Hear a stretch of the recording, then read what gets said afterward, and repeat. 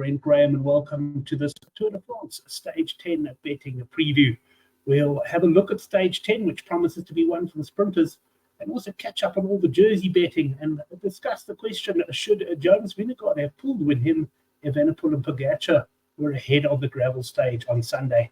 There's also the possibility of crosswinds today, so bear that in mind when placing your bets.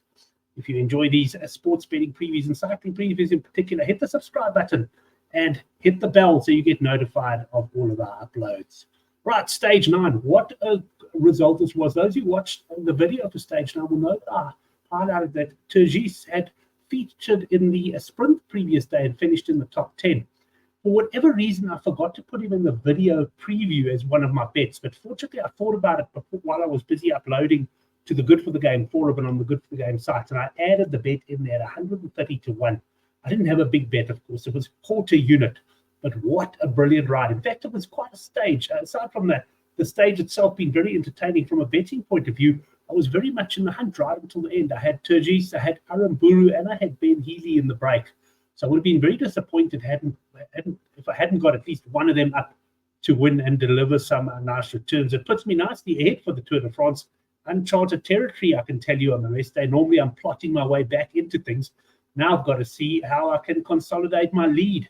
Just a couple of other mentions down the results there. Mateo van der Poel, for a long time the favourite, and when he and a few others made their move to try and chase down the breakaway, he did shorten in the betting then as well. But he just doesn't look quite the same rider he has been in the past, and I wonder if he's not just peaking for the Olympics.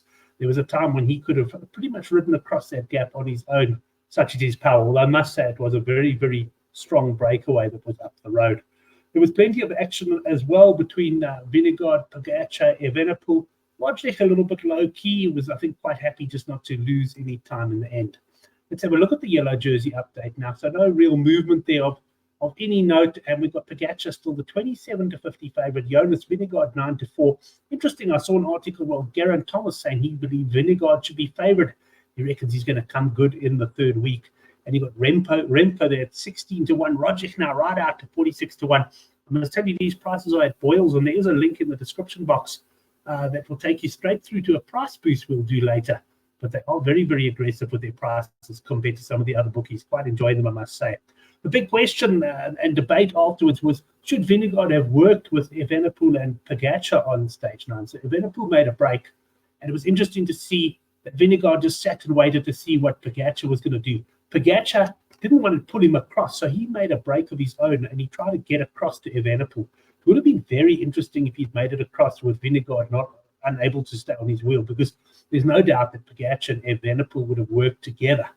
But Vingegaard, well, he knew. I must say, he's tactically very astute. He didn't bother to follow Evenepoel, but the moment Pogačar went, he worked hard and he managed to get onto his wheel. The three of them ended together, actually caught the front of the race at that point, actually caught the break. But Vingegaard refused to work. Now, lots of people saying Vingegaard should have done that. They could have secured the podium. But at the end of the day, Vingegaard, he's here to win the race. He's not here for the podium. And I'm a big Pogačar and I'm a big Evenepoel fan. So those are, I would much rather one of them win than Vingegaard, to be totally honest with you. But absolutely, Vingegaard doing the right thing. He had the strongest team at that stage. And let's face it, Pogačar and Evenepoel, they seem quite close. So I don't really think he wants to go on a hell of a break with just the two of those guys. So he did exactly the right thing. He sat in the wheel and waited for his team. And I must say, he is looking very, very impressive given the long injury break that he's had. But great race we're in for. We've got certainly three guys looking in great form. And then you've got Roglic, who could perhaps burst into form at any moment. It is just managing to hang in there at this stage. We're in for a superb time on the weekend when we hit the mountains. Let's have a look at the green jersey update. Well, Biniam Girmay, of course, pulled more points on Philipsen because he finished 9th on the stage there. So he's got a 96-point lead now, and he has now shortened to what I believe is a more accurate price of around 4 to 10. Philipsen coming in at 29 to 10 in what is effectively a two-horse race. Let's have a look at the polka dot jersey. Abrahamson still 13 points clear of Pogačar. Nothing much is going to happen in this jersey until we get to really Saturday and Sunday. We're going to have some big action over the weekend. Just to highlight a few prices, Felix Gal, he's still around the 25 to 1 mark. Simon Yates, 26 to 1. He's fallen out of GC contention now. I was chatting with Kruat Lem on Twitter, and he was saying, though, that he believes the team are more likely to target a stage victory rather than go through all the effort of defending the King of the Mountains. But yeah, 26-1 is starting to get a little bit of a tempting price there. And then, of course, I've got some money already on Johansson at 46-1. I think I got him in the 50s.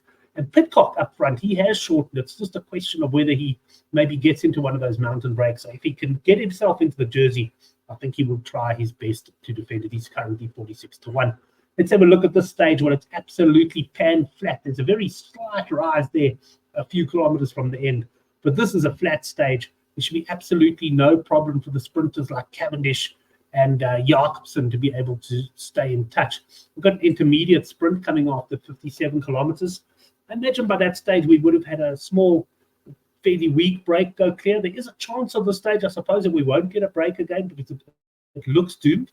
But just one thing to mention, we could have some crosswinds. The stage, I believe, came through in 2013. In fact, I can remember the day quite well. And I mean, crosswinds, if they're hard enough, and if the wrong people miss the split, it can really be, or should I say the right people miss the split, it can be very, very exciting indeed. So that would change everything if there were crosswinds. And I think you'd find guys like Jacobsen, who are not looking particularly strong at the moment, would battle to hang in there. And some of the stronger sprinters would probably love it. So it may be the GC teams that try and force the action in the crosswinds, but it could also be some of the sprinters teams like Philipsen's team may well try to shake things up and shed some of the other sprinters there. Right, let's have a look at the betting for stage 10. We've got Philipsen and 17-9 favourites, so that's just under 2-1. And Groenewegen, who of course has beaten Philipsen in the sprint already at 27-5. There's Cavendish at just under 6-1. Gamay at just over 6-1. And De Lee, who just seems to find someone to beat him in these sprints, he's at 12.5-1 there. I want to mention Pascal Ackermann. I've actually been quite impressed with him. He would benefit from a hard run race. So if there were some crosswinds or so, he's quite a tough sprinter. He finished fourth on that uphill finish behind Gamay on Saturday. And that caught my eye a bit. And looking at his results, he's been pretty solid. And he looks to be the top type of guy. Might get stronger as the tour goes on. So I like a little bit of him at 40-1. I'll take you through my staking plan now. And I had to mention Brian Cockard. I haven't put anything on him yet, but 190-1. Geez, maybe just throw a few rand his way. But Boyle Sports have actually approached me on these videos and said, hey, why don't you do a daily price boost?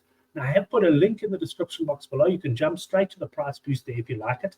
And on this first day, I've gone for a match play double. Now, the one there are terms and conditions on the price boost. One of it, which is the total bet cannot be more than 2,000. So if I was putting 100-1 shot up as a price boost, you'd only be able to get, well, actually less than $20 on to get you to the 2,000. But I'm going to be going more for bets somewhere in the region of sort of 2-1 to 5-1 potentially.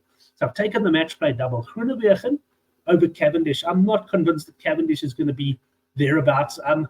Not that he doesn't have the ability, but I almost feel the job done for Cavendish now. He's going to be there, but I don't know if he's going to throw his body around the way he did when he managed to get the victory. And Groenewegen, to me, is looking pretty good. And then my man Ackermann, I'm going for him over the Meer. And that's both of them are around about 5, 6-10 or somewhere around there. The double works out at 18-10 at Boyles, which I can tell you is the best price around. And they've boosted that to 2-1. So if you are interested in that, there's a link just down below in the description box. Let's have a look at my stage 10 bet set. I'm going 1 unit Ackermann top 3 at 38-5. That's my main bet on the stage. And then quarter unit Ackermann to win at 41-1. I just had to throw that in. I mean, if he does finish top 3 and end up winning, I feel silly for not taking the 41-1, which I think is a good price. And then 2 units on the price boost double. Groenewegen over Cavendish onto Ackermann over De Maar at 2-1. So that's my bet there. Let me know what you think of this stage, what you thought of Vingegaard not pulling in the comments down below. We'll be back with you for stage 11, looking ahead to this week. Nothing too dramatic until we get towards the weekend, but I'll be back on Tuesday night with the stage 11 betting preview. Until then, enjoy the stage. I don't think I'll be watching it, so I'll be recording it and staying off social media and looking to catch up when I get home. Thank you, everyone. We'll see you for the next stage.